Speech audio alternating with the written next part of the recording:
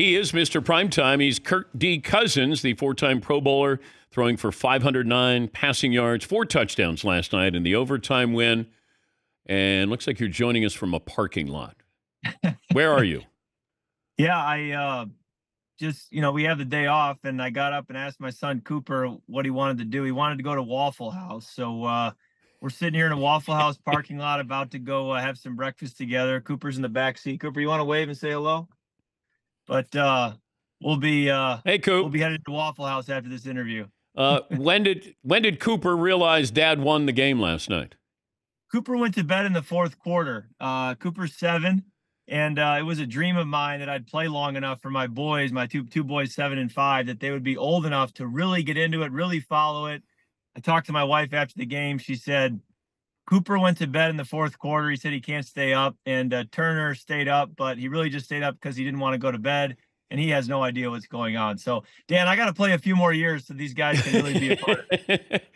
Okay, but what's that like, that highest of highs? You're dancing after the game. It's overtime. You throw for 500 yards, and then you get in your car and you go home. Yeah. Yeah, I was driving by myself, at 1:30 in the morning on Highway 85 back to my house, and Atlanta's pretty quiet that time of night, and life goes on. You certainly enjoy the moment, and certainly today and this weekend feels great after a win and a good performance. But you also know that Monday's coming, and it's time to get ready for the next opponent, and that's how this league works. What was it like when you went into the huddle in overtime? There was a lot of belief on the sideline, probably more belief than I had about, hey, we won the toss. Let's go down and get a touchdown and just end it. The defense and just guys in the team were saying, hey, we score, we win. And I thought, well, you guys are acting like it's easy to just go down and get a touchdown, but okay.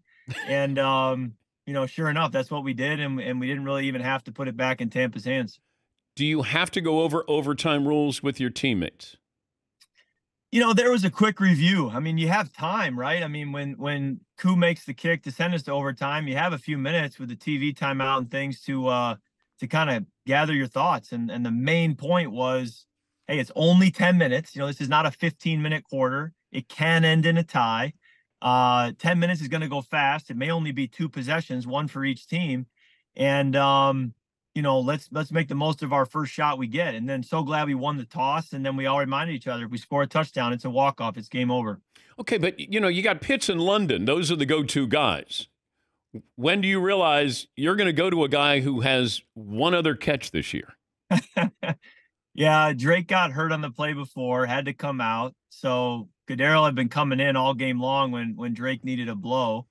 So he's subbed in like he had been for the whole game. And I just go out, read out the play, and it was man coverage. And Kadero's route versus man coverage is not a winning route, but the corner was off enough that I thought, you know what? Against my better judgment, I'm just going to drive this ball into him and not progress. And it was tight. We found a way to complete it. And then from there, it was just all individual effort and other guys blocking for him to be able to pull through and pull away. He's Mr. Primetime. Kirk Cousins joining us from a Waffle House parking lot. Give me that mindset, that thought process. You're going to get hit. You got to take the hit, but you also have to throw the ball. What is that feeling like for all of us who will never want to or will be able to experience that? As long as there's a place to put the football, that's all I'm thinking about is where's the completion? Can I throw it with conviction? Know where it's got to go. Everything else doesn't really enter my mind or bother me. It's when you feel like you're about to get hit and you don't have a place to go with the football. That's when I feel pretty uncomfortable and unsettled. So, I love it. I love being able to chuck and duck and kind of make those plays where you have to anticipate and find that completion and you're picking yourself up off the turf. But it's when you're just throwing the ball to nobody to throw it away that's when you get kind of frustrated. How's the Achilles?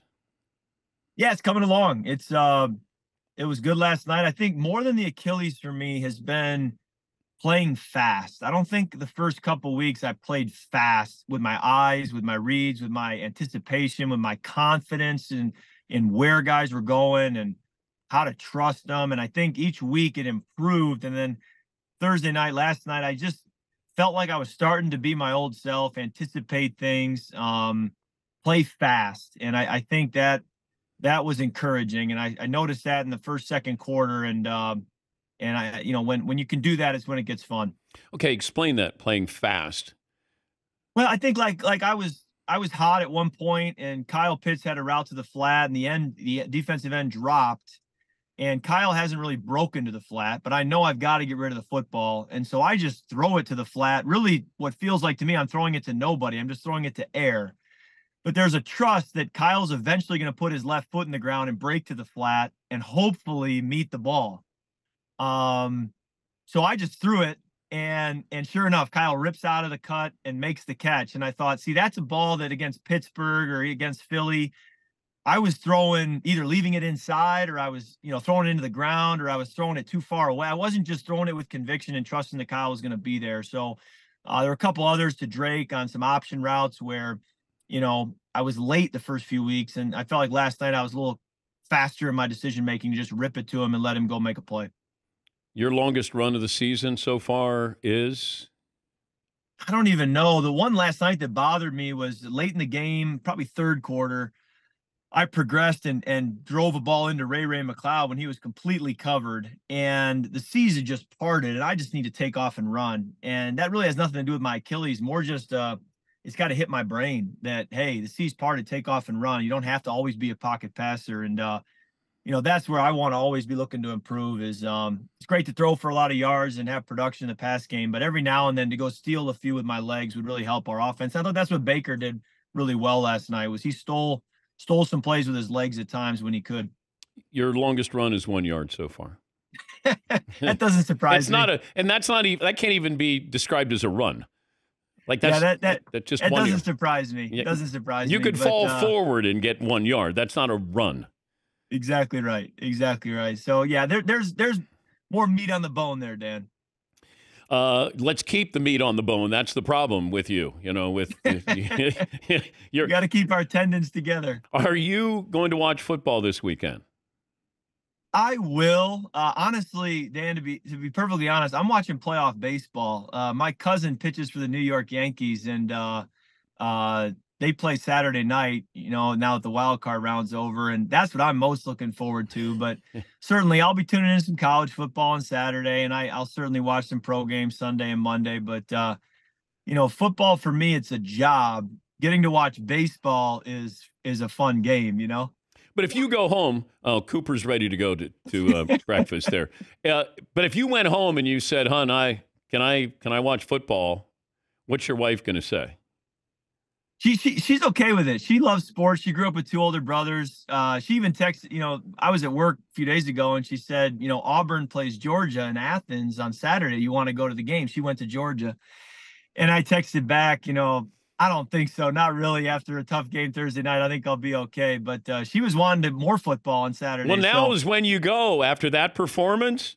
Yeah, I don't know. I like to keep it low profile and just kind of lay low on the couch. But no, but to your point, she was all about it. More football is better for her. So I guess in that case, I married right, because she enjoys being a part of this football journey. And she's told me before. She said, "I don't know what I'm going to do when you retire. I want you to get a job as a coach or in management or something," because she goes, I want to be around this still.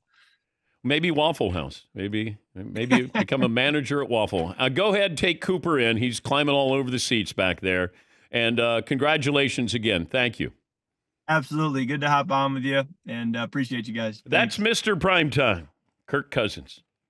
42 of 58, 509, 4 touchdowns. It's pretty good.